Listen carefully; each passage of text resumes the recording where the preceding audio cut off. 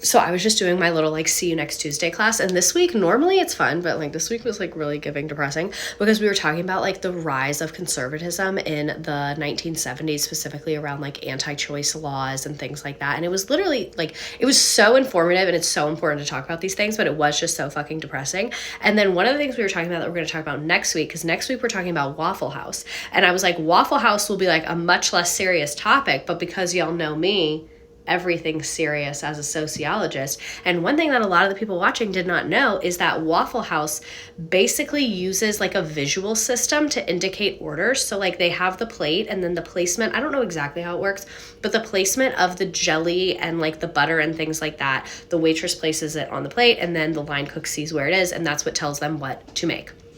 So confusing, so strange. Why would they do it that way? Wouldn't it be easier to just write it down? This is why, in my opinion, just from observation and my own thoughts. Waffle House has identified there is a huge group of Americans that cannot read and write very well. We are in a literacy crisis. I've discussed this many times. I'm a teacher, trust me, I know. So they have created an ordering system that circumvents the need for reading and writing. What this has done is given Waffle House an extremely exploitable workforce, because if you do not know how to read and write very well, it is very difficult for you to find another job probably. So Waffle House is able to treat their employees like shit by hiring some of the most marginalized people in our society, like people who do not know how to read and write very well. And to me, Waffle House shows us so much about our society.